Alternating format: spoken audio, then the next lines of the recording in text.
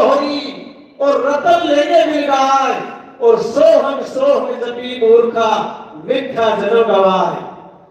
जिसने सोहम के साथ अपनी सूरत को जोड़ लिया है वो मिथ्या ही जन्म गवा रहा है। शास्त्रों के साथ जो जुड़े हुआ है वो मिथ्या जन्म गवा रहा है। कई गुरु भरमाते हैं अश्वास के साथ जुड़ना है, ये बुद्ध का ज्ञान है, ये फलाने का ज्ञान है, ये धिकरे का ज्ञान है। प्रेमी सज्जनों, श्वास शरीर को दबा सकता है, आत्मा को नहीं।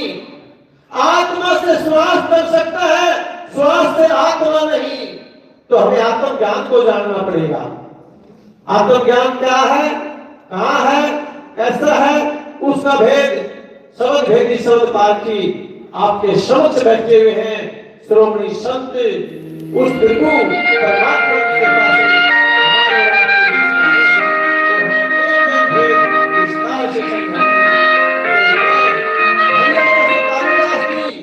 आप सभी के श्री चरणों में हाथ जोड़ के साहेब बंदगी सतनाम और गुरु जी के चरणों में दंडवत प्रणाम। अगर इस बात से कोई गलती होगी हो तो मैं क्षमा प्रार्थी हूँ। तो मैं इसीलिए नए साल की फिर से बधाई देता हूँ। बहुत बहुत बधाई सभी को। साहेब साहेब बंदगी सतनाम। आवाज तो आज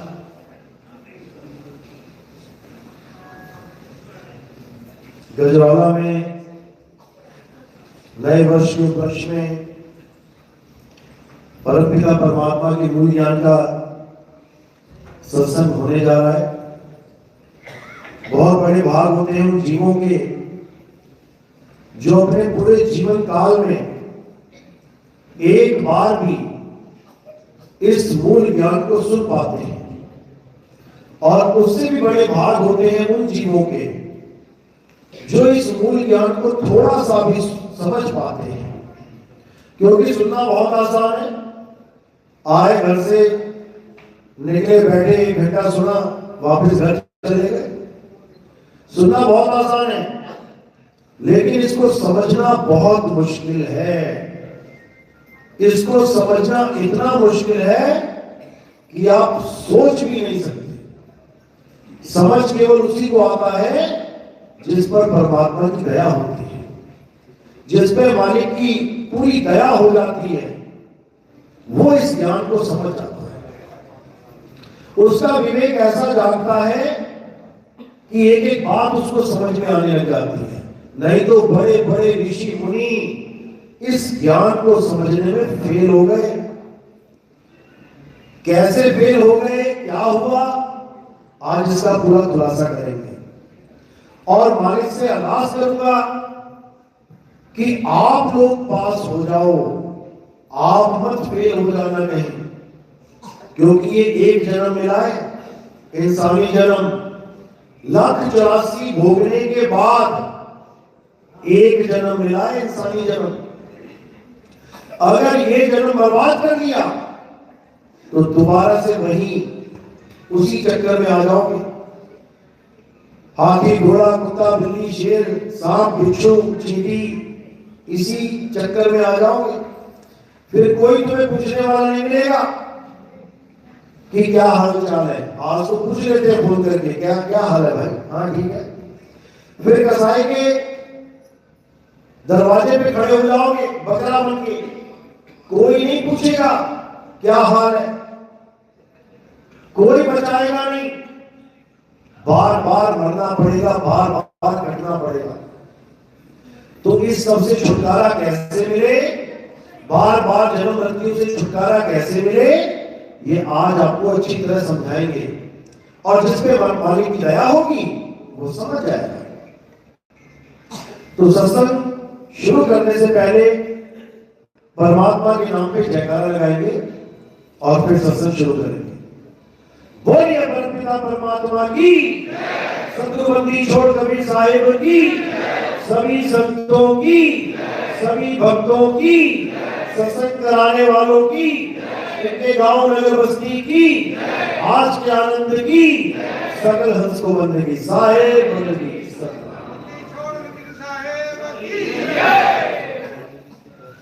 तो साहिब समझा रहे हैं कि ऐ जियरा तू अमर लोक का बड़ा कालवश आई हो, मन ही स्वरूपी देव निरंजन तुम्हें राखे भरमाई हो। कि ए हंस, हे जीव, तू परमात्मा का अंश है। कहते भी ना ईश्वर अंश जीव अविनाशी। तू अविनाशी परमात्मा का ही अविनाशी अंश है। लेकिन इस दुनिया में, इस काल के लोक में, इस मृत्यु लोक में तू उलझ के रह गया। तुझे काल ने नाना प्रकार की योनियों में डाला। चींटी से लेके हाथी, हाथी से लेके बेल मछली तक तुझे हर योनि का स्वाद दिया उसने। क्यों? क्योंकि तू अपने घर को भूल गया है। तू अपने घर को भूल गया, तू वापस नहीं जा पा रहा है। आ तो गया, अब वापस क्यों नहीं जा पा रहा है? मन ही स्वरूपी देव निरंजन तुम्हें राखे भरमाई हो। ये मन स्वरूपी काल निरंजन ने तुम्हें ऐसा जकड़ लिया है, ऐसा भरमा दिया है कि अब तुम्हें अपने घर का रास्ता नहीं मिल रहा। 5, 25, 3 का पिंजरा वाह में तुमको राखे हो और तुमको बिसर गई सुध घर की ये महिमा अपनी भाके हो। 5, 25, 3 के पिंजरे में तुम्हें रखा गया है। कहां है ये 5, 25, 3 का पिंजरा? ये काया है। 5 तत्व, 25 प्रकृति, 3 गुण। 5, 25, 3 का पिंजरा, ये पिंजरा है। ये तुम नहीं हो कि तुम सोचो कि मैं ये हूं। ये पिंजरा है तुम्हारा। कैसा पिंजरा मिला है तुम्हें? या आदमी के रूप का पिंजरा या औरत के रूप का पिंजरा? तुम आदमी और औरत नहीं हो। आदमी और औरत पिंजरा है और तुम क्या हो? तुम अविनाशी जीव हो जो इस पिंजरे में तोता बैठा है। पिंजरा लोहे का होता है, तोता भी लोहे का होता है क्या? नहीं होता। इसी प्रकार पिंजरा 5 तत्वों का है। पिंजरा आदमी और औरत जैसा दिखाई दे रहा है। तुम नहीं हो 5 तत्वों के। तुम नहीं हो आदमी और औरत जैसे। तुम्हारा क्या रूप है? तुम्हारा कोई रूप रंग नहीं है। रूप न रेख न रंग प्रभु 3 गुणाते भिन्न। जब प्रभु भिन्न है तो प्रभु का अंश कैसे हो सकता है रूप रंग में? सोना पीला है तो उसका एक टुकड़ा निकाल के वो लाल कैसे हो सकता है? वो भी पीला ही होगा। इसी प्रकार जो प्रभु जिसका रूप न रेख न रंग, उसका अंश भी वैसा ही होगा। लेकिन अपने आप को भूल गया है। इसलिए अपने आप को आदमी, अपने आप को औरत, अपने आप को बच्चा, बूढ़ा, जवान समझ रहा है। यही अज्ञान है। और जैसा खुद को जान रहा है वैसे ही भगवान की तलाश कर रहा है। खुद आदमी बना बैठा है तो भगवान को भी आदमी मान बैठा। राम जी को आदमी मान बैठा, कृष्ण जी को आदमी मान बैठा। आदमी की पूजा करने लग गया। पूजा करनी किसकी है यही नहीं समझ में आ रहा है इसे। आदमी और औरत शरीर है, मर जाएंगे एक दिन। आदमी भी मरेगा, औरत भी मरेगी। कौन नहीं मरेगा? ये आत्मा कभी नहीं मरती। हे अर्जुन, आत्मा अजन्मा है, नित्य है, शाश्वत है। आत्मा का ना तो कभी जन्म होता है, ना ही आत्मा की कभी मृत्यु होती है। इस आत्मा को ना तो कोई शस्त्र काट सकता है, ना अग्नि जला सकती है, ना वायु सुखा सकती है, ना जल भिगो सकता है, इस आत्मा को कभी कुछ नहीं होता। हे अर्जुन, इस दुनिया में दो प्रकार के तत्व हैं, एक असत्य है और एक सत्य है। असत्य तो तुम काया को जानो, जो पल पल बदलती है, जो जन्मती और मर जाती है। जब छोटे से बच्चे थे तो कितने से थे? धीरे धीरे धीरे बड़े हुए काया बदल रही है, यानी असत्य है, झूठ है, माया है। जो माया है वो हमेशा बदलती है। जो बदले सो माया संतो, जो बदले सो माया। अब तुम्हारा शरीर बदल रहा है तो गुरु जी का भी शरीर बदल रहा है, वो भी माया है। राम जी का शरीर बदल रहा है, वो भी माया है। हनुमान जी का शरीर बदल रहा है, वो भी माया है। कृष्ण जी का शरीर बदला, वो भी माया है, क्योंकि काया ही माया है। तो माया से रहित कौन है? हे अर्जुन, मेरी त्रिगुणी माया को केवल वो लांघ पाता है जो मेरे सत्य स्वरूप को जान लेता है। मैं ये शरीर नहीं हूं। हे अर्जुन, ना तू शरीर है, हम ये शरीर नहीं है। शरीर तो इस जीवात्मा के कपड़े हैं। कपड़ों के मारे जाने पर भी आत्मा का कभी नाश नहीं होता। हम आत्मा हैं, हम ये शरीर नहीं है। जब हम शरीर नहीं है तो हम आदमी औरत कैसे हुए? आदमी औरत तो केवल शरीर का नाम है। और कोई कहे कि विष्णु जी आदमी है, ये उसकी गलतफहमी है। कोई कहे कृष्ण जी आदमी है, ये उसकी गलतफहमी है। विष्णु जी का पहला अवतार क्या था? मछली का। अब मछलियां खुश हो गई कि हमारा भगवान हमारे रूप में आ गया। मछलियों का भगवान मछली कैसा ही होगा? उन्होंने मछली को भगवान मान लिया। उसके बाद कछुआ बन गए, कुरुम अवतार। कछुए खुश हो गए कि हमारा भगवान हमारे जैसा मिल गया हमने को। कछुआ ही भगवान है। हंसी आएगी ये सुन के। उसके बाद वरा अवतार, जंगली सुअर का अवतार लिया, जो दोनों दांतों के ऊपर पृथ्वी वाला सीन देखते हैं आप। तो सारे वरा, सारे जंगली सुअर खुश हो गए कि भगवान हमारे जैसा है।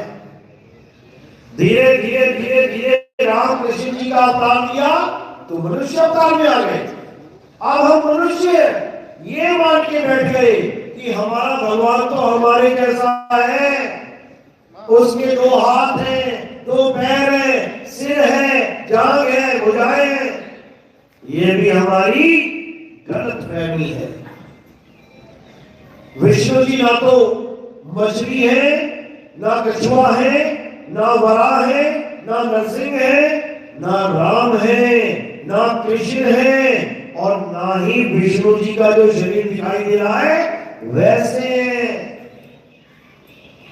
कोई सोचे कि विष्णु जी आदमी है, वो आदमी भी नहीं है।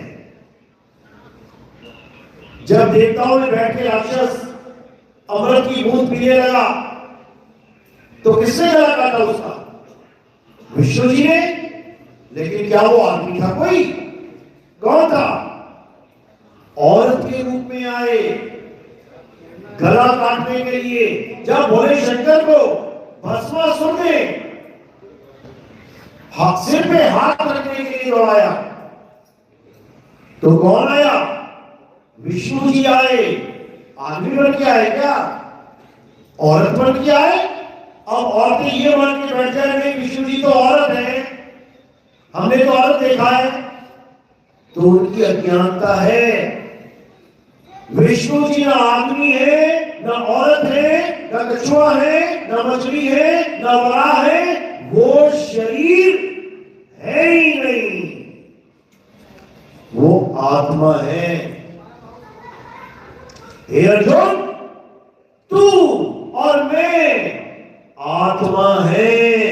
ऐसा कोई समय नहीं था जब तू, मैं और ये राजा महाराजा नहीं थे, और ऐसा कोई समय नहीं होगा जब तू, मैं और ये राजा महाराजा नहीं होंगे।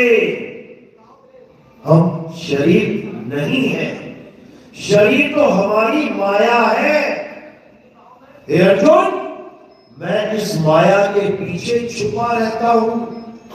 लोग केवल मेरे शरीर को देख पाते हैं, लेकिन मुझे नहीं देख पाते, क्योंकि मैं दिखने दिखाने से परे हूं। मैं अगम अगोचर हूं, और जो गोचर वस्तु है, जो दिखाई देती है, वो सब माया है। गो गोचर जहां लग मन जाई, तहां लग माया जानो भाई। इसलिए हे अर्जुन, मुझे केवल वही जान पाते हैं जो मुझे आत्म स्वरूप के रूप में जानते हैं, नहीं तो सब मेरी काया में ही उलझ के रह जाते हैं। हे अर्जुन, इस दुनिया में एक ही सत्य है, और वो सत्य है आत्मदेव। उसी आत्मा की वजह से सारी सृष्टि चल रही है। उसी आत्मा की वजह से आप खा रहे हो, पी रहे हो, आप बातें कर रहे हो, गा रहे हो, बजा रहे हो, आप मंदिर जा रहे हो आत्मा की वजह से, आप मस्जिद जा रहे हो आत्मा की वजह से, आप गुरुद्वारे जा रहे हो, आप चर्च जा रहे हो आत्मा की वजह से, आप जयकारे भी लगा रहे हो तो आत्मा की वजह से, अगर तुम जय श्री राम बोल रहे हो आत्मा की वजह से, तुम अल्लाहू अकबर बोल रहे हो आत्मा की वजह से, तुम गॉड गॉड, तुम वाहिगुरु वाहिगुरु बोल रहे हो आत्मा की वजह से। तुम आत्मा को तो नहीं जान पाए, लेकिन तुमने इंसानों के द्वारा बनाए हुए नामों को पकड़ के अपना जीवन जी लिया। अब जिस आत्मा की वजह से सब कुछ चल रहा है, क्या आप उस आत्मा को जान पा रहे हो? आत्मा का नाम तो सुना ना सबने, आत्मा, सबने आत्मा का नाम सुना है? आप खड़े करो, जिसने आत्मा का नाम सुना है सबने सुना है। किसी गली के नुक्कड़ में भी चले जाओगे ना, और किसी बच्चे से भी पूछोगे, बेटा कभी आत्मा का नाम सुना है? वो भी कहेगा हाँ। किसी मुसलमान से पूछोगे, बेटा आत्मा का नाम सुना है? वो भी कहेगा हाँ। किसी ईसाई से पूछोगे आत्मा का नाम सुनेगा? वो भी कहेगा हाँ। किसी सिख से पूछोगे आत्मा का नाम सुना है? वो भी कहेगा हाँ। आत्मा का नाम सबने सुना है। अपनी अपनी आत्मा लेके आए हो आप अपने साथ, किसी की घर में तो नहीं रह गई। पता लगा भैंस को पानी पिलाने जल्दबाजी में वही रहेगी, बाल्टी के पास पड़ी हुई, या आटा वाटा गुड़ की रोटी बनाने लगे चूल्हे के पास ही पड़ी रहेगी आत्मा। सब लेके आए हो अपनी आत्मा, चेक कर लो, हाथ लगा के एक बार जरा। पता लगा बोल ही रहे हो, घर में पड़ी हो, तुम चेक भी नहीं कर पाओगे, क्योंकि उसको चेक करने का मीटर भी नहीं है कहीं। लेकिन उसका प्रमाण है कि यहां आत्मा है। क्यों? क्या प्रमाण है? क्योंकि आप बैठे हो, चल रहे हो, बोल रहे हो, हिल रहे हो, ये प्रमाण है कि आत्मा है। और जब आत्मा नहीं होगी तो क्या होगा? तो मिट्टी की ढेरी की तरह पड़े होंगे एक जगह, ना कपड़ों का पता होगा, ना बालों का पता होगा कहां जा रहे हैं। अभी कपड़े खराब हो जाए, बाल टेढ़े हो जाए तो घर से बाहर नहीं निकलोगे बिना कंघी किए, बिना प्रेस किए। और जब आत्मा नहीं है तो नंगे ही पड़े हो, कौन देगा वहां पे? किसको क्या पता क्या हो रहा है? तो ये सारा आत्मा का खेल है। इसलिए कबीर साहब समझा रहे हैं कि जल में नींद प्यासी, मोहे देखत आवे हासी, आत्म ज्ञान बिना नर भटके, कभी काबा कभी काशी। मुसलमान भी आत्मा को जान रहा है, हिंदू भी आत्मा को जान रहा है, लेकिन पहचान नहीं रहे। नाम सबने सुना है, लेकिन जानते नहीं कि आत्म तत्व है क्या। यही कबीर साहब समझा रहे हैं।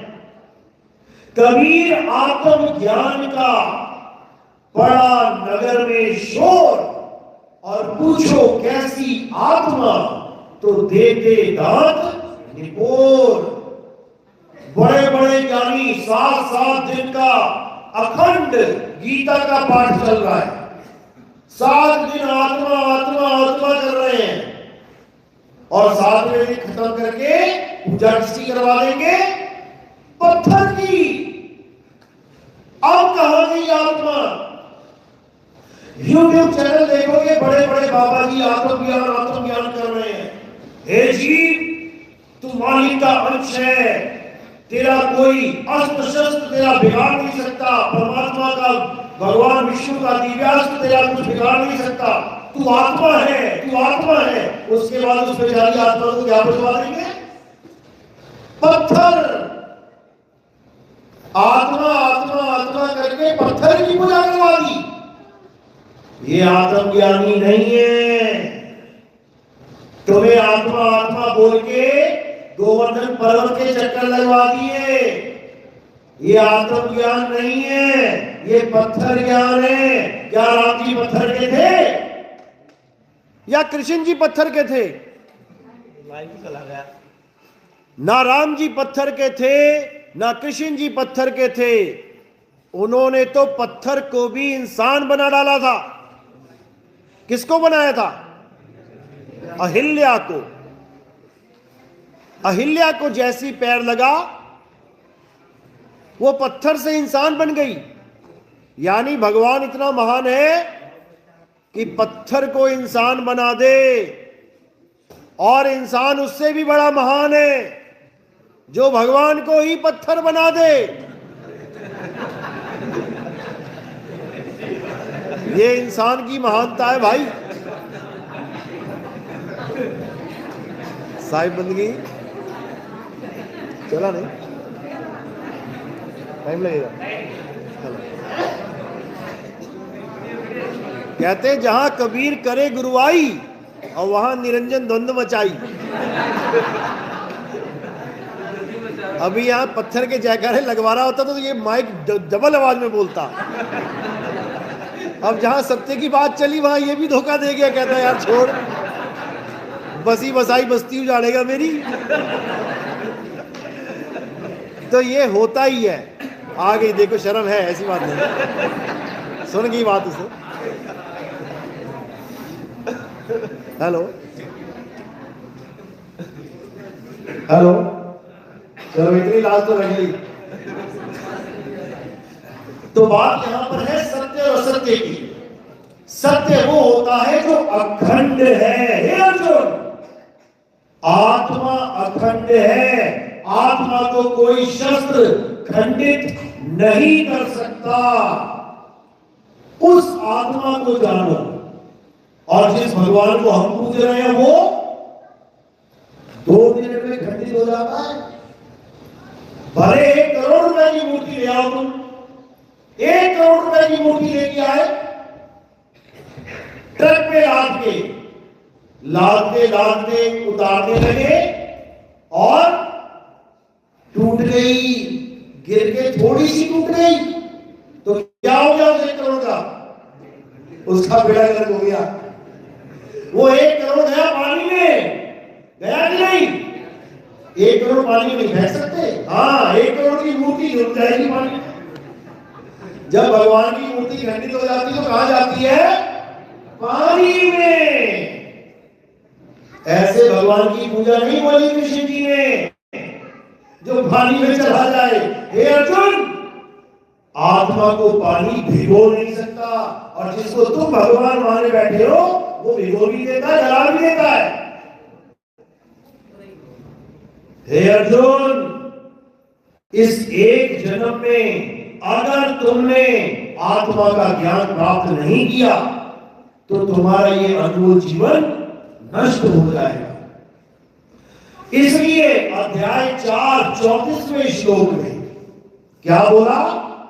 हे अर्जुन, जो ज्ञान मैं तुम्हें समझा रहा हूं, जो आत्मा का ज्ञान मैं तुम्हें बता रहा हूं, इस ज्ञान को प्राप्त करने के लिए ऐसे गुरु की शरण में जाओ जिसने आत्मा को जान लिया है। जिसने अपनी आत्मा को जान लिया है वो तुम्हारी आत्मा का भी भेद बता सकता है। जिसने अपनी आत्मा को ही नहीं जाना वो खुद भी पत्थर पूजेगा और तुझे भी पत्थर पूजवाएगा, क्योंकि वो आत्मा को नहीं जानता। वो केवल सुनी सुनाई बात, लिखी हुई बात बोल रहा है, उसने उसका अनुभव नहीं किया है। यही कबीर साहब समझा रहे हैं कि कबीर आत्मज्ञान में डूब मरा संसार, बिना आत्मज्ञान के सारा संसार डूब मर रहा है, कोई बचाने वाला नहीं है। अब बचाएगा कौन? केवल भेदी गुरु, जिसको आत्मा का भेद पता है, वही तुम्हारे जीवन में आत्मज्ञान लेके आ सकता है, नहीं तो सारे गुरु पत्थर ही बनवाएंगे। पत्थर हमारा भगवान नहीं है, हमारा भगवान आत्मा है, जिसकी वजह से मेरा हाथ उठ रहा है। अगर ये आत्मा निकल जाए शरीर से तो मैं भी पत्थर की तरह पड़ जाऊंगा, फिर मुझ में और पत्थर में कोई फर्क नहीं रहा। हमारा भगवान पत्थर नहीं है, हमारा भगवान किसी मंदिर में नहीं रहता। अगर भगवान मंदिर में रहता होता तो क्या कभी मंदिर को रात में ताले रखते? जब भगवान ही मंदिर में बैठा है तो ताला क्यों लगाना? ताले क्यों लगाते हैं पता है? क्यों लगाते हैं? इसलिए लगाते हैं क्योंकि घर में कोई नहीं होता, इसलिए लगाते हैं। पापा मम्मी भाई बहन घर में है तो ताला लगा के जाना जरा, फिर देखना मजा कितना आएगा, फिर देखना कितना मजा आएगा। कॉल कर करके पहले तो तुम्हारी भैया भैया करेंगे सारे, फिर तुझे पता नहीं है अंदर बैठे हैं और तू ताला लगा के चला गया। बेवकूफ, ताला वहां लगाया जाता है जहां पर अंदर कोई ना हो। अब मंदिर में ताला लगाया, इसका मतलब मंदिर में कोई नहीं है। अब चोर की बारी आई, अब उसने ताला देखा लगा मंदिर में तो घुस गया मंदिर में, क्योंकि चोर तुमसे ज्यादा सियाना है, चोर तुमसे बड़ा ज्ञानी है। तुम सोचोगे अंदर भगवान है, चोर को पता है अंदर कोई भगवान नहीं है। सीधे जाएगा, कहां जाएगा? मत्था देखने, गल्ला देखने जाएगा, गल्ला उठाएगा, सामने भगवान होगा, उसको कोई फर्क नहीं पड़ता, क्योंकि उसको पता है पत्थर है, भगवान नहीं है। गल्ला उठा के ले जाएगा और कहो तुमने बढ़िया वाली मूर्ति लगा दी तो अष्टापों की, तो उसको भी ले जाएगा, तुम्हारा भगवान को उठा के ले गया। तो भैया ऐसा भगवान हमारा नहीं है जो किडनैप हो जाए और इंटरनेशनल मार्केट में उसकी बोली लग जाए। हमारा ऐसा भगवान नहीं है, ना ही किसी संत का ऐसा भगवान हुआ आज तक। पूरी गीता में तुम एक जगह दिखा दो कि किसी पत्थर को पूजने की बात की हो। पूरी गीता में आत्मज्ञान, आत्मा आत्मा आत्मा कहते नहीं थक रहे कृष्ण जी। और जो देवताओं की पूजा करते हैं उनको क्या सम्मान दिया गया है पता है? जो तुम कहते हो गर्व से कहो मैं हिंदू हूं, बहुत अच्छी बात है। क्या करते हो आप हिंदू हो? तो मैं देवताओं की पूजा करता हूं। अध्याय 7 23वां श्लोक पढ़ो, अध्याय 7 23वां श्लोक पढ़ो, उसमें क्या लिखा है? ये जो जिनकी कम अकल होती है, जिनकी बुद्धि कम होती है, जो अल्प बुद्धि लोग होते हैं, वो देवताओं की पूजा करते हैं। पढ़ो जरा, पढ़ो, तुम्हें पता लगे कौन सा सर्टिफिकेट दे रहे हैं कृषि जी तुम्हें। जो कम अकल के लोग होते हैं वो देवताओं की पूजा करते हैं। देवताओं से प्राप्त होने वाले फल सीमित और क्षणिक होते हैं। गणेश जी की पूजा करी, मांग लिया कुछ, बहुत बढ़िया अच्छी बात है। गणेश जी ने कार दे दी, तुमने कार मांगी मिल गई, तुमने गणेश जी की फोटो भी लगा दी डैशबोर्ड पे। हफ्ते बाद क्या हुआ? कार का क्रैश हो गया, और सारी कार खत्म, पूरा परिवार खत्म। अब जो क्रेन वाला उठा रहा देख रहा गणेश जी उसी में है, उसी कार में गणेश जी भी है, महेश जी भी है, सब है, लेकिन एक्सीडेंट नहीं बचा पाया। इसीलिए बोला गया गीता में कि देवताओं की पूजा करने वाले कम अकल लोग होते हैं, अल्प बुद्धि जीव है वो, उनको प्राप्त होने वाला फल सीमित और क्षणिक होता है। देवताओं की पूजा करने वाले देवलोक को जाते हैं, पितरों की पूजा करने वाले पितरलोक को जाते हैं, भूतों की पूजा करने वाले भूतों के भी जन्म लेते हैं। हे अर्जुन, ये तीनों अज्ञानी मुझे प्राप्त नहीं कर सकते। क्यों नहीं कर सकते? ऐसा नहीं कि वो कृष्ण जी की पूजा नहीं करते होंगे बीच में, बिल्कुल करते होंगे, लेकिन वो ये कह रहे हैं कि जो मुझे भी देवता मान के पूजा करे, एक इंसान मान के आदमी की तरह देख के मुझे पूजा करे, वो भी मेरी माया से मुक्त नहीं हो सकता, उसको भी वो परम धाम नहीं मिल सकता। क्योंकि अगर कोई मुझे देवता मान के पूजा कर रहा है तो देव भी एक योनि है। जैसे कुत्ता, बिल्ली, हाथी, घोड़ा, नर, नारी, किन्नर, यक्ष, गण, गंधर्व, देव, पितर, राक्षस, चंडाल, ये सब योनियां हैं, यानी शरीर है। जो मुझे शरीर मान के पूजा करता है वो कभी मुझे प्राप्त नहीं कर सकता। क्यों? क्योंकि हे अर्जुन, मैं शरीर नहीं हूं, मैं ये 10 इंद्रियां नहीं हूं, मैं आंख, कान, बाल, हाथ, पैर, मुख नहीं हूं। इसीलिए बार बार समझा रहे हैं कि जो मुझे आत्मा करके जानता है वही ज्ञानी मेरे स्वरूप को पहचानता है। और ये कब पहचान पाएंगे? मुझे आपकी आत्मा का ज्ञान कैसे हो सकता है कि आप एक आत्मा है? मैं कैसे जानूं कि आप एक आत्मा है? मैं कैसे जानूं कि आपकी आत्मा का स्वरूप क्या है? क्या तरीका है उसको जानने का? कोई मीटर लगा है क्या कि टेस्ट कर दूं मैं वहां पे? जैसे आपके घर में पंखा है, सबके घर में पंखा है, पूरे देश में पंखे लगे हैं, पूरे वर्ल्ड में पंखे लगे हैं, मेरे घर भी लगा है। अब मुझे ये जानना है कि बाकी पंखे कैसे काम कर रहे हैं, उनको चलाने वाला करंट कैसा है। तो मुझे किसी और के पास जाकर वहां चेक करने की जरूरत नहीं है। क्या करना पड़ेगा? अपने ही पंखे में जो करंट आ रहा है उसमें उंगली लगा के देख लेना है। जो करंट मुझ में है, मेरे पंखे में है, वही करंट आप में भी है। आपको जानना है तो खुद को जानना पड़ेगा। जब खुद को जान गया तो राम जी को भी जान गया, श्याम जी को भी जान गया, हनुमान जी को भी जान गया। क्योंकि हमारे राम, हमारे श्याम, हमारे हनुमान शरीर नहीं है, आत्मा है। यही कबीर साहब समझा रहे हैं। राम रहीमा एक है, अरे कृष्ण करीमा एक है। कहन सुनन में दो दो करके वो जानते, जिन्हें सतगुरु मिलाना हो। झगड़े करते हैं लोग आज, और हिंदू मुसलमान का झगड़ा नहीं, ये हिंदुओं में भी झगड़ा चल रहा है। कौन सा? देवों का देव कौन है?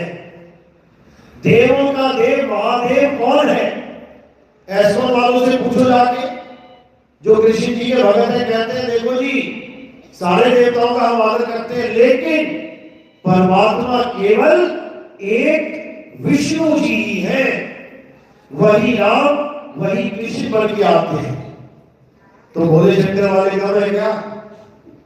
वो कहते हैं अच्छा तो समुद्र के किनारे 3 दिन भक्ति किसकी करी थी उन्होंने?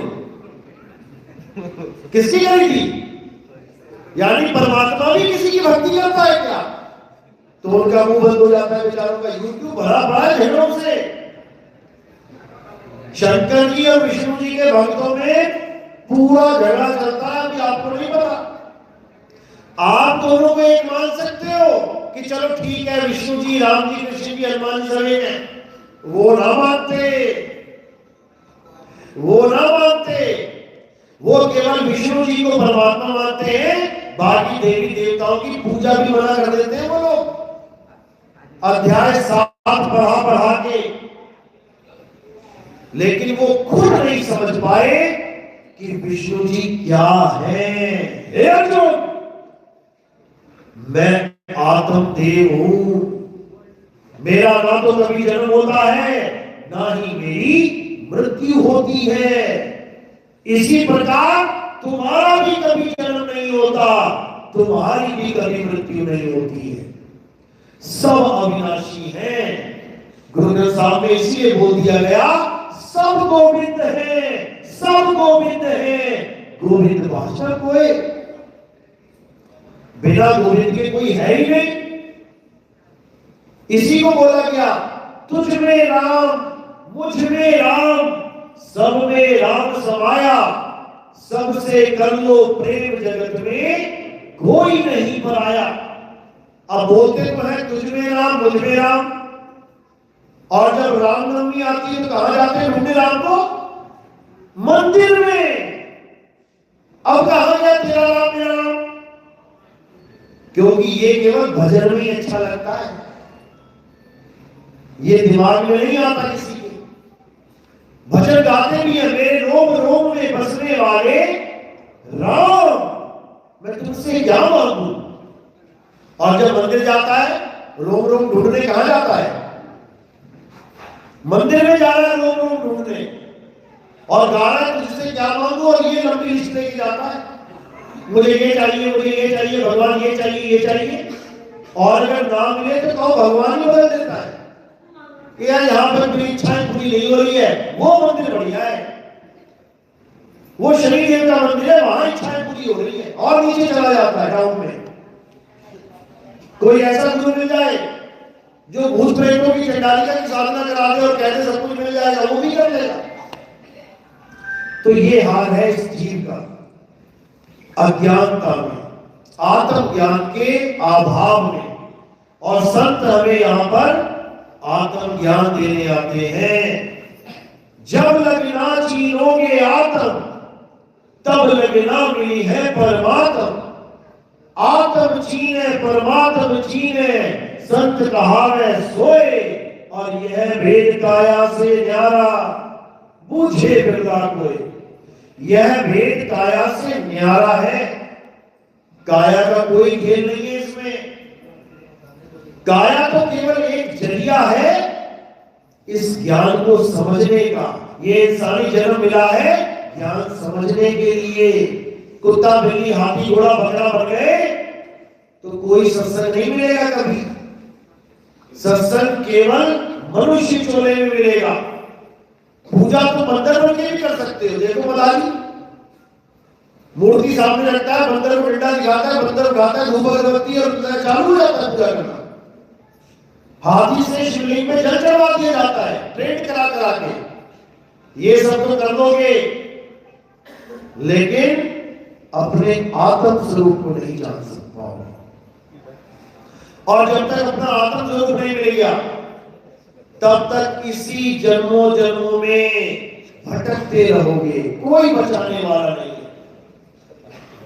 तो भगवान को खोजना है, मालिक को खोजना है, तो कहां खोजना है? अपनी आत्मा में। कैसे? कबीर साहब समझा रहे हैं, ज्यों तिरमाही तेल है और ज्यों चकमक में आग, तेरा साईं तुझ में है, जाग सके तो जाग। कि तेरा साईं कहीं बाहर नहीं है भाई, तेरा साईं तुझ में है। यानी तेरी आत्मा में विराजमान है वो। गुरु ग्रंथ साहब ने कोई कमी नहीं छोड़ी समझाने में। आत्म में राम, राम में आत्म, चीनस गुरुमुख विचार, कि इस आत्मा में जो राम बैठा है उसको तुम तभी छीन पाओगे जब तुम्हें गुरु मिलेगा, और जो गुरु ज्ञान देगा उसके द्वारा तुम केवल अपनी आत्मा को याद कर पाओगे। नहीं तो भगवान के नाम पे तुम अपनी आत्मा को छोड़ के सब कुछ याद करने में लगे। पूजा पाठ हवन यज्ञ पितर जो मर्जी देख लो, वो सब तुम्हारी आत्मा से भिन्न है। यानी तुम सबको देख रहे हो, खुद को नहीं देख रहे। अब खुद को देखना है, तब समझ पाओगे कि आत्म ज्ञान क्या है। तो साहिब समझा रहे हैं, जब लगना चीनोगे आत्म, तब लगना मिली है परमात्म। आत्म चीने परमात्म चीने, संत कहावे सोए, और यह वेद काया से न्यारा, पूछे बिरला कोई। इसीलिए बोला क्योंकि काया केवल 5 तत्वों का खेल है, लेकिन आत्मा इन 5 तत्वों को चलाने वाली है। जिसकी वजह से ये हिंदू मुस्लिम सिख ईसाई चल रहे हैं। तो मंदिर जा पा रहे हो आत्मा की वजह से। सामने मूर्ति है, आरती घुमा रहे हो, अगर उसी वक्त आत्मा ने शरीर को छोड़ दिया तो सामने भगवान की आरती पूरी नहीं करवा पाएगा तुम्हारी। तो मस्जिद गए नमाज पढ़ने, आधी नमाज पढ़ पाए, आत्मा ने शरीर को छोड़ दिया, अल्लाह भी पूरी नमाज नहीं पढ़वा पाएगा। नहीं तो वीडियो देख लो कितनी पड़ी हुई है, नमाज पढ़ते पढ़ते आदमी लेट गया, आधी नमाज में लेट गया, खत्म। यानी अगर तुम अल्लाह की बंदगी कर भी पा रहे हो, तो भगवान की पूजा कर भी पा रहे हो, तो इस आत्मा की वजह से, और इसी आत्मा को नहीं जान पा रहे हो। यही अज्ञान है। इसलिए आत्म ज्ञान को समझो। आत्म ज्ञान का मतलब ये बिल्कुल नहीं है कि तुम जय श्री राम राधे राधे मोहन मोहन करो, बिल्कुल नहीं। आत्म ज्ञान का मतलब ये बिल्कुल नहीं है कि तुम अल्लाह वाहिगुरु वाहिगुरु करो, बिल्कुल नहीं। आत्म ज्ञान का मतलब है कि तुम अपनी आत्मा को जानो, खुद को जानो। आत्म कथा लिखने का मतलब है कि तुम अपनी कथा लिखो, किसी और की नहीं। आत्म हत्या का मतलब है तुम अपनी हत्या करो, किसी और की नहीं। आत्म रक्षा का मतलब है तुम अपनी रक्षा करो, किसी और की नहीं। आत्म कल्याण का मतलब है तुम अपना कल्याण करो, किसी और का नहीं। आत्मनिर्भर का मतलब है तुम अपनी आत्मा पे, अपने आप पे निर्भर हो जाओ, किसी और पे नहीं। इसी प्रकार आत्म ज्ञान का मतलब ये राम श्याम हनुमान, ये अल्लाह अकबर, ये वाहिगुरु गॉड नहीं, बल्कि इनको अपनी आत्मा में खोजो। ये तुम्हें तुम्हारी आत्मा में ही मिलेंगे। जैसे दूध में घी मिलता है, दूध का तुम्हें ज्ञान नहीं है और घी ढूंढने चले हो, कभी नहीं मिलेगा। अगर घी चाहिए तो दूध में ही मंथन करना पड़ेगा।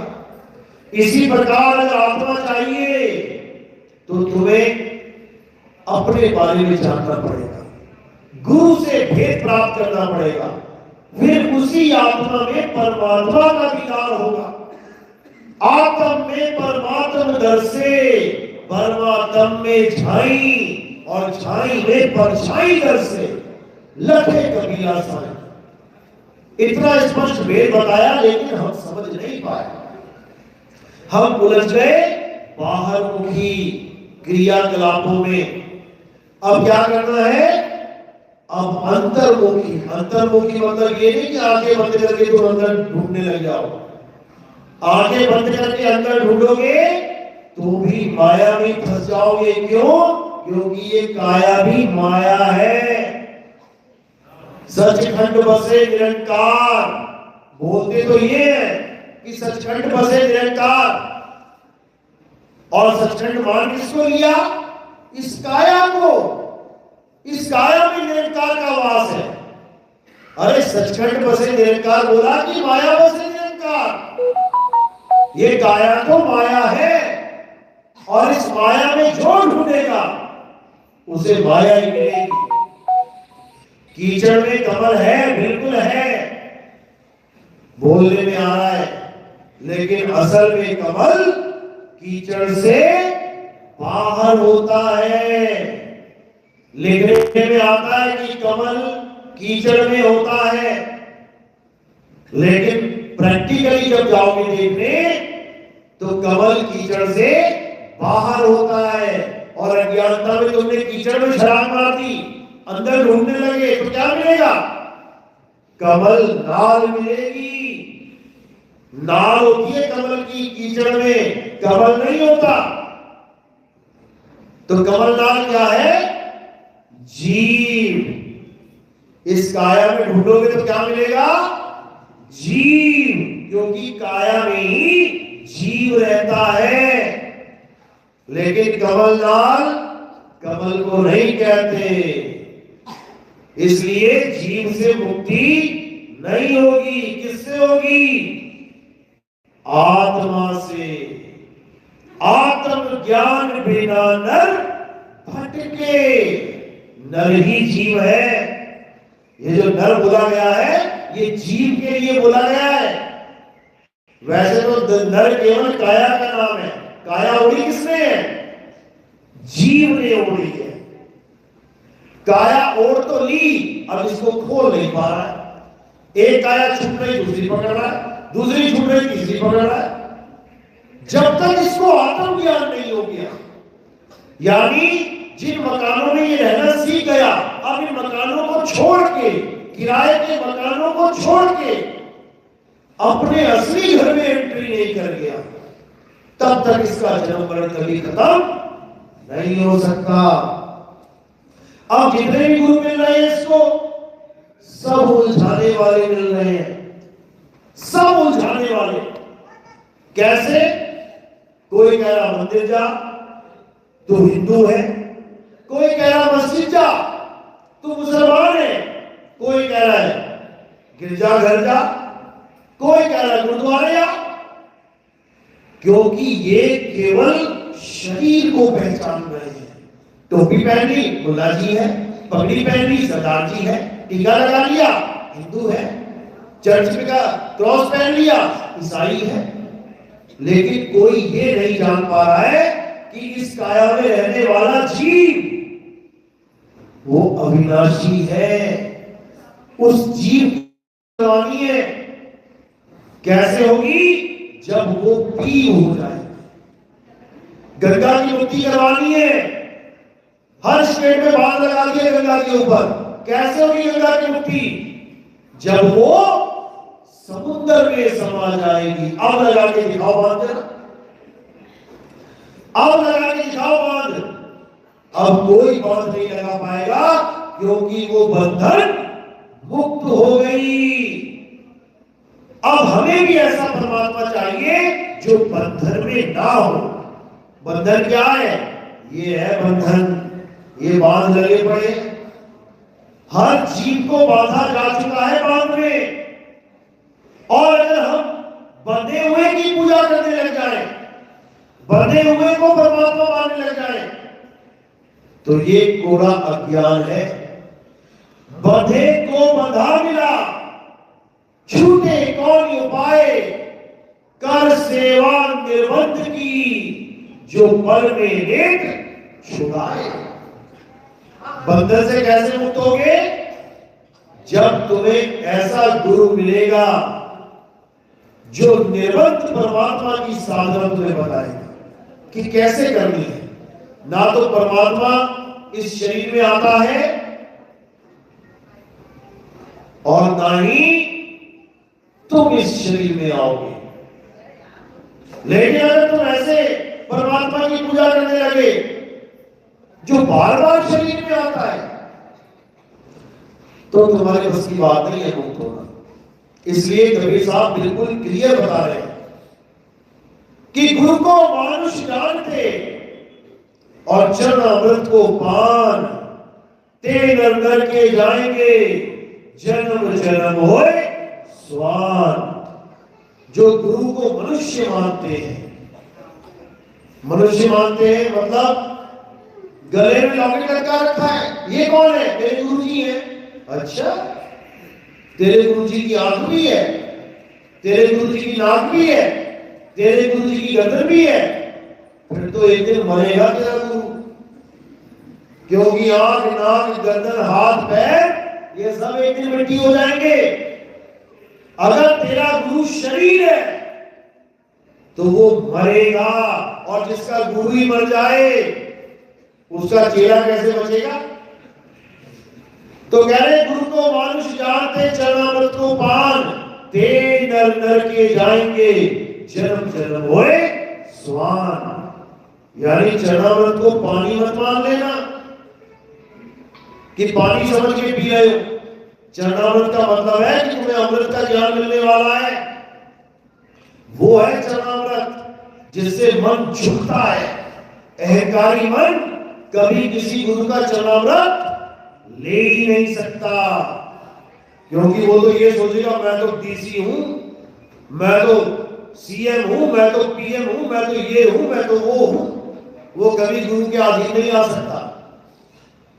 तो उन लोगों के लिए क्या बोला कि वो कभी पार नहीं हो पाएंगे, क्योंकि जब तक उनका अहंकार नहीं खत्म हुआ तब तक वो देह को छोड़ ही नहीं पाएंगे, क्योंकि सारे अहंकार देह से हैं। अगर तुम्हें अहंकार है कि तुम ज्यादा सुंदर हो तो याद रखना कि तुम कभी अपने स्वरूप को प्राप्त कर ही नहीं सकते। क्यों? क्योंकि तुम्हें अपने नकली स्वरूप का अहंकार हो गया, तुम्हें इस चमड़ी का अहंकार हो गया, मैं बहुत सुंदर हूं, तो तुम अपने आप को ये चमड़ा मान रहे हो। और जिसने अपने आप को चमड़ा मान लिया वो क्या मुक्त हो पाएगा? जिसने अपने आप को समझ लिया कि मैं एमएलए हूं, इसका मतलब उसने अपने आप को आदमी मान लिया। आदमी तो बनता है एमएलए। अब जिसने अपने आप को आदमी मान लिया तो भैया वो अपने आप को आत्मा कब मानेगा? अपने आप को आदमी, औरत, गोरा, काला, पीला, हरा, गुलाबी इन सबसे अलग मानो। अपने आप को आत्मा जानो। अच्छा, तुम आत्मा हो तो सामने वाला भी आत्मा है। फिर तुम गोरे और वो काला नहीं है, फिर तुम आदमी और वो औरत नहीं है। जब इस अवस्था में आओगे तब तुम्हें समझ में आएगा कि संतों का ज्ञान है क्या, गीता का ज्ञान है क्या। ये पत्थर पूजने वाला ज्ञान नहीं है हमारे सनातन धर्म का। ये तो इन अज्ञानियों ने बुझवा डाले। सनातन धर्म का मतलब क्या है? किसी भी सनातनी बाबा जो बैठा हुआ उससे पूछ लो कि बाबा जी सनातन का मतलब क्या होता है, बता नहीं पाएगा वो। बस उसने ये समझ लिया कि टीका लगा लिया है, भगवा कपड़े पहन लिए, राम जी का झंडा उठा लिया, हनुमान जी का झंडा उठा लिया, वह तो हो गया सनातनी। कभी सपने में भी नहीं हो सकता वो सनातनी। सनातनी का मतलब होता है अध्याय 2 24वां श्लोक। पढ़ो क्या कह रहा है। हे अर्जुन, आत्मा अचल है, आत्मा अघुलनशील है, आत्मा अडोल है, आत्मा पुरातन है, ये आत्मा ही सत्य सनातन है। ये आत्मा ही सनातन है और आत्मा को जानना ही हमारा धर्म है। लोग कहते हैं ना सबसे पुराना धर्म कौन सा है? सबसे पुराना धर्म हिंदू धर्म है, सनातन धर्म है। उसकी कोई डेट भी नहीं बता सकता कि किसने चालू किया, कब चालू किया। कितना पुराना होगा सोचिए जरा, सनातन धर्म कितना पुराना होगा सोचिए जरा। आदमी नहीं बनाया होगा ना धर्म, धर्म आदमी बनाता है। मुसलमान, ईसाई इन इंसानों के द्वारा बनाए गए। हाँ, सनातन धर्म किसी ने नहीं बनाया, वो स्वयं से है। आत्मा ही सनातन है और आत्मा को जानने वाला सनातनी है। अगर तुम किसी शरीर की पूजा कर रहे हो, इसका मतलब तुम गिनती मिट्टी में आ गए हो। तुम आत्मा बुद्ध को पूज रहे हो, इसका मतलब तुम अभी कलयुग की बात कर रहे हो। तुम राम जी की पूजा कर रहे हो, इसका मतलब तुमने भगवान त्रेता युग से मान लिया। तुम कृष्ण जी की पूजा कर रहे हो, इसका मतलब तुम्हारा भगवान द्वापर में पैदा हुआ। तुम विष्णु जी की पूजा कर रहे हो, इसका मतलब सतयुग से चालू हुआ सनातन धर्म। बिल्कुल गलत है। जब कुछ था ही नहीं तब से सनातन धर्म है, क्योंकि आत्मा ही सनातन है और आत्मा को जानने वाला ही सनातनी है। आत्मा की पूजा करने वाला कभी किसी पत्थर की, किसी शरीर की, किसी कैलेंडर की, किसी फोटो की पूजा नहीं करता। बस उसकी यही पहचान है और यही सनातनी भगवान को अति प्रिय है। कोई सोचे कि मैं कृष्ण जी की रोज पूजा करता हूं, मंदिर में जाके 3 टाइम अगरबत्ती जलाता हूं, घंटी बजाता हूं, भोग लगाता हूं, तो कृष्ण जी मुझसे खुश होंगे। कभी खुश ना होंगे, तुमसे लानत देंगे तुम्हें। क्यों? जैसे किसी आदमी का बच्चा पैदा हो जाए, बड़ी मनते मांगी बच्चा पैदा हो गया, अब बच्चा बड़ा हो गया, रोज पैर छू रहा है 3 टाइम पिताजी के, पैर छूते छूते बूढ़ा हो गया, पिताजी के रोज 3 टाइम पैर छू रहा है, खाना खिला रहा है, सब कुछ चल रहा है। और पिताजी जब कोई काम बोलते हैं, बेटा बाजार से बोल ले आना, बेटा वहां चले जाना, बेटा उसको मिलने में जाके, एक काम ना सुनता हो, एक भी काम नहीं सुनता पिताजी का, पूरी उम्र नहीं सुना, तो पिताजी क्या कहेंगे अंत में? कहेंगे अरे निकम्मे, ऐसा कपूत पैदा हो गया, इससे अच्छा तो होता ही ना।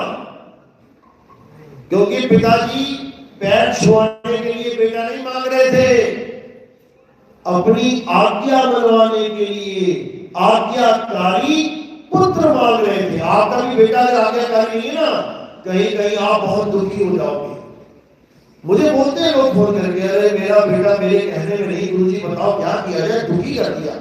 इस दुनिया का सबसे बड़ा दुख ही यही है मुझे। पैसे की कोई कमी नहीं है, बिजनेस बढ़िया चल रहा है, सब कुछ ठीक है, ये निकम्मा ऐसा कपूत पैदा हो गया कि क्या बताएं। यानी सबसे बड़ा दुख यही है जब हमारा बेटा हमारा कहा ना माने। तो तुम्हें क्या लग रहा है, तुम कृष्ण जी की बात मान रहे हो? एक बात ना मान रहे कृष्ण जी। कृष्ण जी ने एक बार भी नहीं कहा कि तुम देवी देवताओं की पूजा करो, बल्कि देवी देवताओं का विरोध किया, सबको मना किया कि कोई देवी देवता की पूजा नहीं करेगा, कोई हवन यज्ञ नहीं करेगा, कोई व्रत नहीं करेगा, कोई उपवास नहीं करेगा, देवताओं के नाम पे कोई आहुति नहीं देगा। याद है ना कब कहा था? लोगों में खलबली मच गई, क्या बात कर रहे हो? हमारे सारे दादा परदादा लकड़दादा अकड़दादा सारे यही करते मर गए, आप कह रहे हो कि नहीं करना है, तो क्या करेंगे हम? तब कृष्ण जी ने क्या कहा? वो सामने गोवर्धन है, उसकी पूजा करो जाके। पहाड़ की पूजा करवा दी उन्होंने, देवताओं की पूजा छुड़वा के पहाड़ की परिक्रमा करवाएगी, पूरा दिन घूमेंगे, चक्कर लगाएंगे 84 कोस का, थक हार के लेट जाएंगे, एक बार भी याद ना आएगा कि कौन से देवी देवता की पूजा करनी है। देवताओं को पता लगा कि कृष्ण जी ने ये हुक्म दे दिया, आ गए नाराज होके, आ गया देवताओं का राजा इंद्र, क्या करने लगा? घनघोर बारिश कर दी, कहता डुबो के मारेंगे इनको। कौन मारना चाहता तुम्हें? राक्षस, देवताओं का राजा, तुम्हारी जान का दुश्मन, जब वो आया और उसने घनघोर बारिश करी तो कृष्ण जी ने क्या किया? एक ही उंगली पे पूरा पर्वत उठा के सबको बचा दिया। जो देवताओं के राजा से तुम्हें बचा रहा है, बताओ वो कब हुक्म देगा तुम्हें कि देवताओं की पूजा करो? एक बार भी नहीं बोला उन्होंने ये जरूर बोला कि जब तक तुम हमारे आत्मज्ञान को नहीं समझ पाते, तब तक अगर तुम देवताओं की पूजा करना चाहो तो मैं तुम्हारे मन को स्थिरता देता हूं। अध्याय 7 में लिखा है कि अगर कोई अपने मन से किसी देवी देवता की पूजा करना चाहे तो मैं उसके मन को स्थिर कर देता हूं कि चल ठीक है, जब तक तू आत्मज्ञान को नहीं समझ पा रहा है, पूज ले गणेश को, पूज ले महेश को, पूज ले शनिदेव को। लेकिन जब तेरे जीवन में विवेकी गुरु आ गया, फिर इन सबको छोड़ देना। यानी तुमने अपने बच्चे को डॉक्टर बनाना है तो उसको पहली क्लास की भी किताब मिलेगी, दूसरी भी पढ़नी पड़ेगी, 10वीं भी करनी पड़ेगी, 12वीं भी करेगा। लेकिन अगर 12वीं तक ही सीमित होकर बैठ जाए तो क्या डॉक्टर बन जाएगा? नहीं बनेगा। जैसे ही वो उस लायक हुआ कि डॉक्टरी के हॉस्पिटल में, इंस्टीट्यूट में एडमिशन ले पाए, पिछली क्लास को छोड़ देना। कहां पे दर्ज है ये वाणी? श्लोक 16 से पहले देखो, अध्याय 3 में 11, 12, 13, 14, 15, 16 यही बोल रहे हैं। हे अर्जुन, जो देवी देवताओं की पूजा नहीं करते, जो हवन यज्ञ नहीं करते, जो बचे हुए अन्न को प्रसाद रूप में ग्रहण नहीं करते, वो सब पापी हैं। पापी बोला उनको, लेकिन हम भी नहीं करते, हम भी देवी देवताओं की पूजा नहीं करते, हवन यज्ञ नहीं करते, हम भी बचा हुआ प्रसाद ग्रहण नहीं कर रहे हैं देवी देवताओं का प्रसाद के रूप में, तो हम भी पापी हो गए? बिल्कुल नहीं। 16 के बाद 17वें श्लोक में क्या बोला? किंतु, लेकिन जो लोग आत्मा में रमण करते हैं, जो अपनी आत्मा में तृप्त हैं, जो अपनी आत्मा में संतुष्ट हैं, उनके लिए कोई धार्मिक कर्म कर्तव्य लागू ही नहीं होता। उनको फिर किसी की जरूरत नहीं है, ना उनको मंदिर जाने की जरूरत, ना मस्जिद की, ना गुरुद्वारे की, ना चर्च की, क्योंकि जिस चीज के लिए वो दौड़ रहे हैं वो उन्हें अपनी आत्मा में ही मिल जाता है और उनकी खोज खत्म हो जाती है। गुरु ग्रंथ साहब में भी यही समझाया गया है, बस वहां पर आत्मदेव की जगह शब्द नाम लिखा गया है। शब्द बोला गया वहां पे। कहते जो प्रभु को मिलवो चाहे तो खोज शब्द में ले। शब्द में खोज अपने प्रभु को। कौन से शब्द में? कहां पर है मेरा प्रभु, कहां पे मेरा राम? आत्म में राम, राम में आत्मा। आत्मा कह लो, शब्द कह लो, जो मर्जी कह लो, एक ही वस्तु है। इसको समझना है, और जो इसको समझता जाएगा वो एक सतनाम के झंडे के नीचे आता जाएगा। फिर उसको किसी और की पूजा करने की जरूरत नहीं है, फिर उसको सतनाम मिलेगा। सतनाम यानी उसका अपना स्वरूप। साहिब समझा रहे हैं, सत्य नाम कोई नाम नहीं, ये है आपन रूप, और जो जाने इस भेद को पावे आप स्वरूप। जो इस भेद को जान जाता है कि सतनाम कोई मंत्र नहीं है, कि कोई कहे कि ओम सोहम सतनाम है, नहीं है। कोई कहे सोहम सोहम सोहम ये सतनाम है, नहीं है। कोई कहे मंत्र है, कोई जपना पड़ेगा सतनाम सतनाम सतनाम, ये भी नहीं है। सतनाम क्या है? सतनाम तुम्हारा आत्म स्वरूप है, जिसका ना कोई आदि है ना कोई अंत है, वही सार है, उसी को जानना है। सत्य नाम है सार, बूझो संत विवेक करी, उतरो भवजल पार, सतगुरु का उपदेश यही।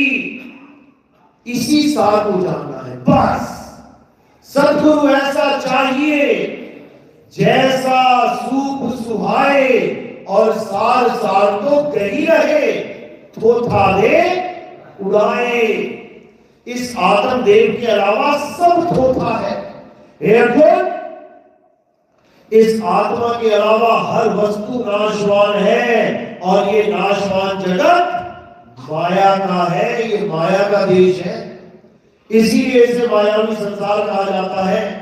जो अपनी आत्मा में स्थित हो जाते हैं वो स्थित प्रज्ञ कहलाते हैं। स्थित प्रज्ञ कभी किसी लोक में नहीं जाता, ना वो स्वर्ग में जाता है ना वो नरक में जाता है। कबीर साहब समझा रहे हैं, अरे अज्ञानी को स्वर्ग नरक है, हरि जाने को नहीं, और जिस भाव से सब लोग डरते हैं सो भय हमरे नहीं। यानी हमारा शिष्य ना तो स्वर्ग में जाएगा, ना नरक में जाएगा, ना सतलोक जाएगा, ना अलग लोक जाएगा, ना अदब लोक जाएगा, ना अनामी लोक जाएगा। कहां जाएगा? अरे ना कहीं आना ना कहीं जाना, आपे में आप समाना। जिस प्रकार एक कछुआ अपने आप को अपने आप में समेट लेता है, उसी प्रकार एक आत्मज्ञानी अपनी आत्मा में स्थित हो जाता है। उसको कहीं आने जाने की जरूरत नहीं है। यही मूल ज्ञान है, इसी को समझना है। क्योंकि काया में तुम आ चुके हो, अब जहां से आए हो वहीं पहुंचने की तैयारी करो। कई लोग ऐसे भी मिलेंगे, अरे कहीं नहीं आना कहीं नहीं जाना, इस काया को हम छोड़ेंगे ही नहीं, ये तो वक्त बताएगा। बड़े बड़े धुरंधर इस काया में नहीं रह पाए, तुम क्या रहोगे? जाना तो पड़ेगा।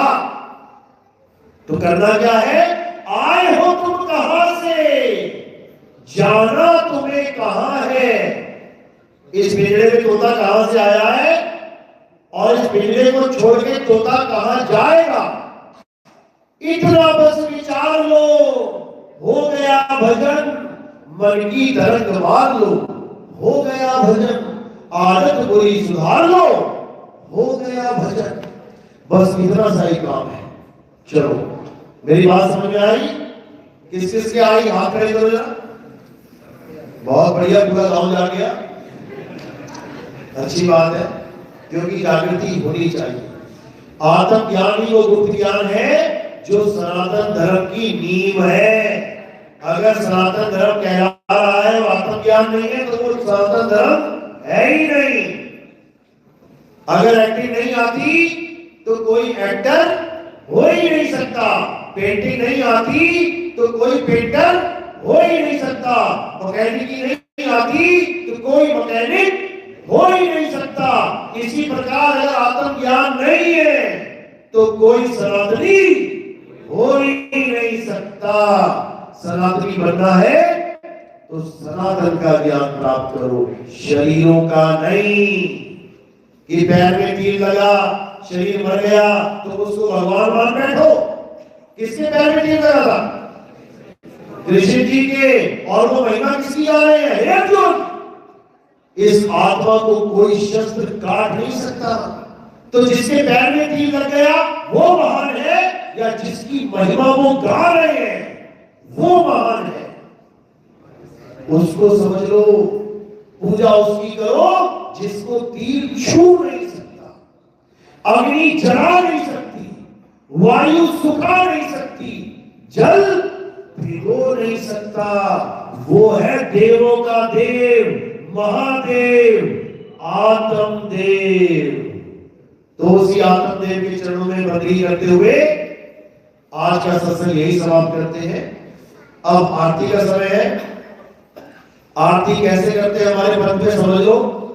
हमारे पंथ में किसी पत्थर, फोटो, कैलेंडर की पूजा आरती नहीं होती।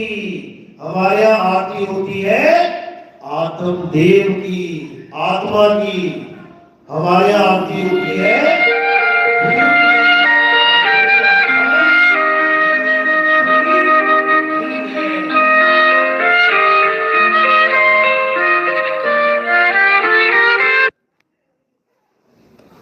तो आपने एक एक करके आना है। कैसे होती है आरती समझ लो।